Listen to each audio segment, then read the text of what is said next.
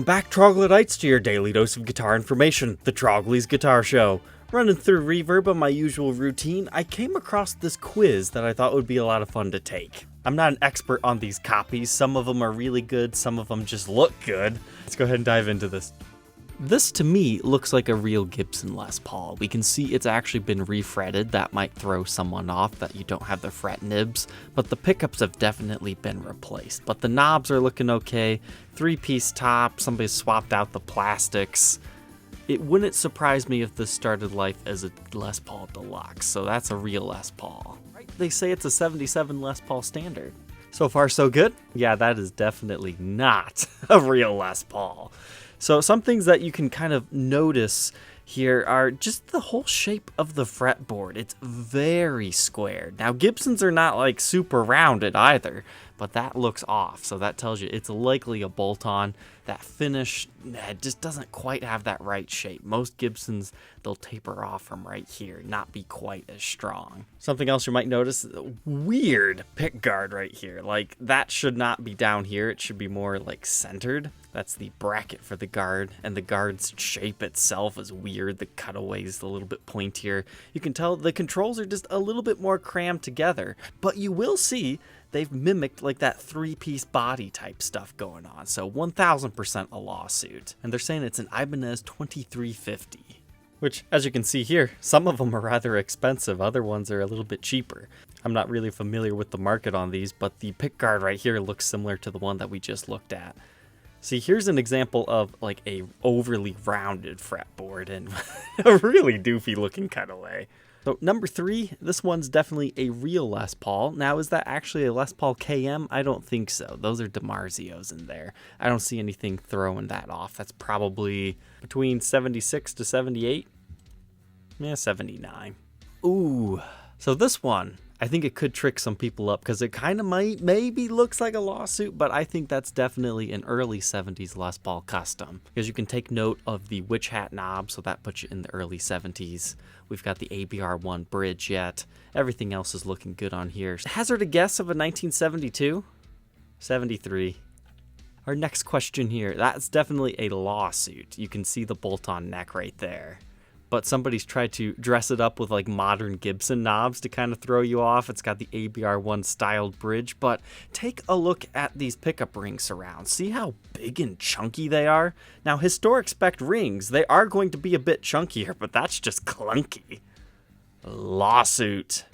And surprisingly enough, from 1973 Ganson. I don't think I've ever heard of that before. If you ever want to hunt these old Les Paul copies down, the key word you're looking for is single cut. Because if people say this is a Ganson Les Paul, it'll get taken down by Reverb because Les Paul's owned by Gibson.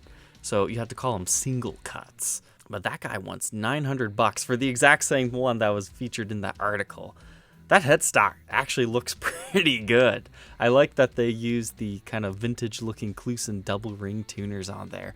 Obviously, they're just cheap replicas of that, but definitely a bolt-on neck. However, all in all, I would say the quality actually looks okay for a bolt-on neck instrument.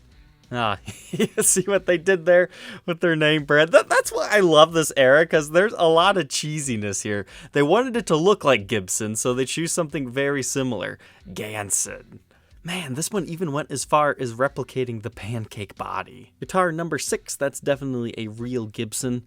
Not much for me to say, except for you can just tell by looking at it. Sometimes you just have to have experience with a whole bunch of these things. Like here you can kind of see what I was talking about with those pickup surrounds, how those are a little bit smaller. They're still aged differently than the pickguard. Is that a red flag? No, sometimes they just age differently. But seeing that that is a maple neck, that puts us past 1975. If these speed knobs were original, that would actually put us towards the later 70s. So let's potentially say in 1979.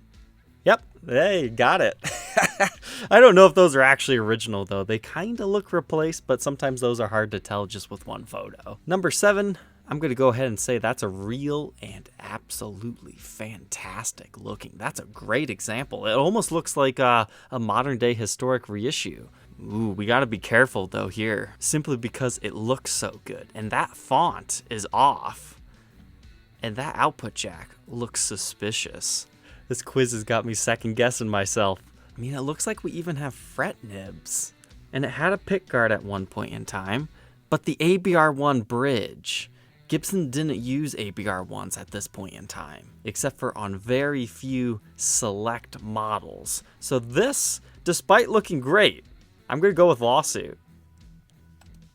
See? That's what I'm talking about, guys. Those Grecos can be fantastic. If it wasn't for the funky parts that were on here, this one might have tripped me up. And I guess now that I look at the tailpiece, that's a little bit different from the Gibson iterations. But this looks like it was going after like a real 59 burst, but with like the 3-piece top specs yet. But I want to see the back. So like somebody might have pulled these pickups at one point in time and thought, are those Tim Shaw PAFs? They've got ink stamps.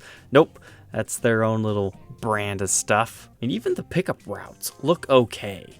These are the things that are scary. Somebody could take these, refinish them, and put good parts on them, and people might get scammed. That's why you really gotta know your stuff when you take a look at these, because I mean, you take a look at that. Fret nibs. Fantastic looking fretboard. Well, then you get to the headstock and it all starts to make sense. Greco superpower model. Wow, they even went as far as putting an ink stamped serial number on there. Is it a set neck? Yes, it is. Now your cavity looks a little bit different from the Gibson iterations, but still close enough that it could fool someone. Yeah, that actually looks like a pretty solid guitar. And all that for like 870 bucks, shipped to your door, probably from what, Japan? Yeah, Kawasaki, Japan. That was like the first one where you had to really think. So now we got this one. Ooh, mini toggle switch, weird looking pickups. Those lawsuit ones always had like an uncovered bridge pickup. Oh, that burst job looks so terrible. What do you guys think? That's a real Les Paul. What? Ah, they got me. That looks just like a modified Les Paul Custom. I guess if we would have looked a little bit longer, this kind of has that early 70s vibe, and having this style of a bridge was a real, hey, something's wrong here. Just when you thought you were safe, right? They throw you the double whammy. No wonder this thing was posted on April 1st. That looks great. It really does. I was just playing it up saying the burst job was bad. That's just how these things looked. Now when you get to the back, it's very apparent that's not Gibson. But from the front, maybe it's just because somebody's modified it a little bit and made it look slightly more Gibson or just a modified Les Paul, that it was able to trick me. They've got the volute. They've got halfway decent tuners on them. Even have the pancake bodies, not in the right proportions, but hey, they were trying. And now that Norlin era Les Paul Customs are like 3,500 bucks, even for a pretty played in one, now something like this, you know, try it before you buy. I don't really have a lot of experience with these, but I have heard good things about these models. And now they're throwing you this thing. I know what this is, but I also know there are lawsuit copies of these that Ibanez did, and I think a few other manufacturers. So this is a Les Paul Professional, like before the recording model. These things are boat anchors. I actually used to own this guitar before this guy bought it and refinished it. So, I mean, this is what it should be, but I'm scared because that bridge, none of that looks right, but it also could be replaced. I mean, even the inlays don't quite look quite right. Since it was posted April 1st, let's see if it's one of the lawsuit ones. Because I can't quite make out the pickups, because the original Gibson ones actually said Gibson. Now sometimes, I think I've seen an Ibanez version that actually says Ibanez. Lawsuit? Yep, I knew it. Wow, what is a Neko? Greco. Just when you thought you were safe buying some weird, obscure, recording-esque model, you are not safe. So it looks like Greco also made Neko. Now it's just getting a little bit silly. Yeah, you can really see what I'm talking about on those inlays. I think they're just too small. Is that what it is? It's a bolt-on neck. Obviously, the Gibson version is not. Oh yeah, that inlay's definitely really big. And once you get to the headstock, you know, it's game over there. But that looks the part really well until you get to like an angle like this. Reverb quiz won't trip me up on that one. Take that. Oh no. It's a two-piece top, but it's got the maple neck. It could be some sort of like a limited edition type thing, but everything else hardware-wise about this does not look right. I'm gonna say lawsuit on this one. Yep, Man, they're going heavy on these Grecos. So this one was made in 76. Kind of curious that they went for the center seam. Maybe they were trying to go for more of a burst, like a real burst, but just not with the flame. The biggest giveaway on this one was mainly the bridge and tailpiece, but you can't always rely on that information because sometimes it's just replaced. But that headstock looks really good, so who's to say somebody refinishes this with a proper Gibson veneer and just puts a real Gibson truss rod cover on it. Depending on what type of truss rod is in here, that's when it's more than just a Chinese fake that people are trying to pass off. But peculiarly enough, despite going for more burst specs, they've got the pancaked body again. They even have an extra piece of wood for the heel. What's the next one Reverb wants to trick us up on? This one, my first instinct is lawsuit. Once again, because of the surrounding rings, they just don't look right to me. The inlays, they're a bit too wide. The finish is just a little bit too thick even for the Norlin era, and the binding just doesn't quite look right. Another Greco. They have me nervous. They've had so many Grecos in here. I don't think I've ever seen an Artisan be ripped off. Editor's correction. I have seen a 2 pickup version, but not a 3 pickup. There's like the Epiphone Limalias if you want a more affordable version of an Artisan, but I'm not seeing anything that looks off on this. Unless the light reflecting off this guitar is trying to hide it, but we're going to call this a Les Paul Artisan. Well, now I'm second guessing because Artisans did not have ABR1 bridges. I'm scared, but I think it's just been replaced. I'm not sure if they intentionally chose this photo trying to trick you up with the bridge, but yes, that's a real Les Paul Artisan. I've documented many of these on the channel, including one of the earliest ones made. This one looks Ibanez to me, and the reason why I say that is the style of binding. Like Gibson has the multiply binding, right? But that black layer looks much thicker than what Gibson does.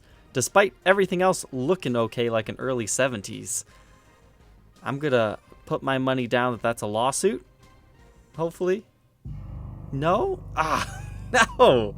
That must just be the lighting, that the black layers kind of fuse together. Because there's like 5 to 7 layers, the camera must not have been able to get that other layer in between that. Alright, so that's 2 wrong. Okay, that's an easy one, lawsuit. I would guess that's an Electra, a low-end Electra.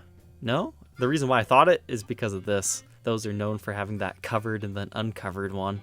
This, well, I can already tell you it's likely legit. This is, I think, Lovey's Guitars photo. So what somebody's done to this is the Pete Townshend stuff.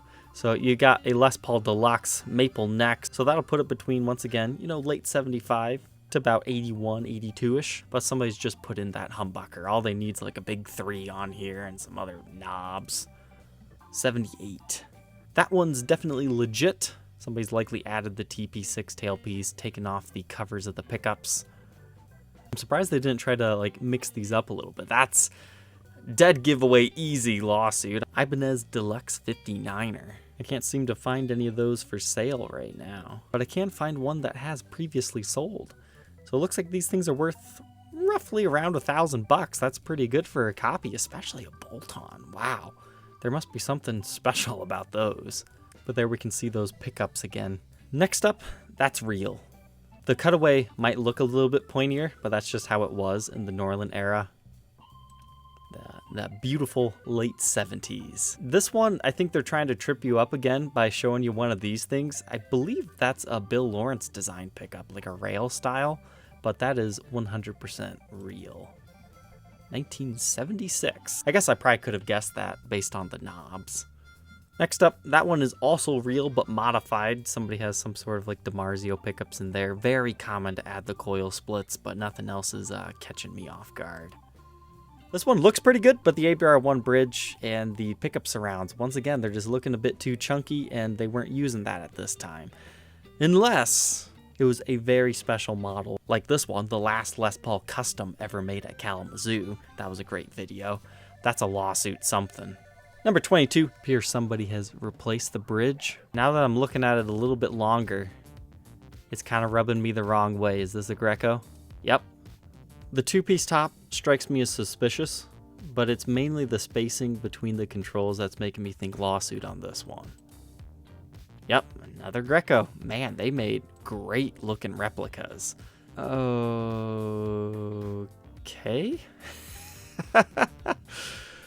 The reason why I pause on this one is because I'm appreciating it. Because there was an SG version of this guitar that had the exact same style of pickguard, same little route up here, wrap tail bridge, 2 pickups, but you know, right here, it was an SG. So if this is a lawsuit model, I kind of want to find one of these because I've never seen one in a Les Paul format of that. But this could also just be a refinished Gibson melody maker that somebody's like chopped up in order to modify. That's a tricky, but let's say lawsuit. I'm not sure how you'd pronounce that. Marchis or Marchis?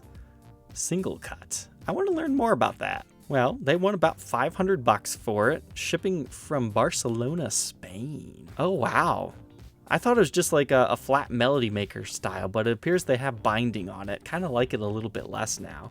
But it was originally made in Japan. It's a bolt-on neck, rosewood fingerboard, something that looks like it anyways. Very thin body like a melody maker. Oh, but what an injustice. They didn't take a single photo of the headstock. I wanted to see the Marchis. I'm glad some company made a Les Paul style version of that. And our last one for today. They're trying to trip us up, but that is 100% real. But somebody might have replaced that pickup ring. Or are they trying to make me look bad and get the last one wrong? I think this is a 1976 Les Paul standard. 73? Sometimes I think Reverb just takes what the seller says it is. Because traditionally, Les Paul standards did not exist in this era outside of like a custom order. Like this was a Les Paul Deluxe that somebody ordered with humbuckers. But they're claiming it's an original one from 73. Finding one in a natural finish, very uncommon. But hey, at least they have photos showing the routes so you can make your own judgment before you buy it. Yeah, I remember looking at this one before. The thing that killed it for me, and probably for most collectors, is this. I hate it when people add a strap button to the back of a Les Paul there. It just kills the entire vibe of the guitar. But okay, yeah, it looks like those pot codes date to 73. So it's probably like a 73, 74 custom order in natural. Now, why are they asking $20,000? It's because, once again, it's very rare. I could see the very, very, very, very right person, if this is exactly what he's advertising it as, maybe paying 10. But generally, these custom order standards, depending on originality, condition, provenance, between like 5 to 8-ish. So how did I do?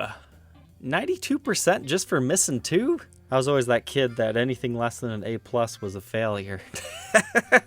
That's not too bad. A couple of them tripped me up. Let me know down in the comment section how you did. And if anything, I think we learned that Greco, or Greco, however you want to pronounce it, makes some surprisingly great looking guitars.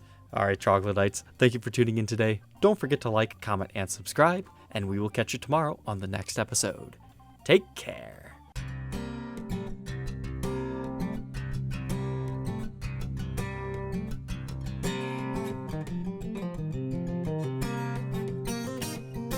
Hey, thanks for watching this long. So, I closed on my new house today, so in about 2 months, we're moving. We'll have a new working space.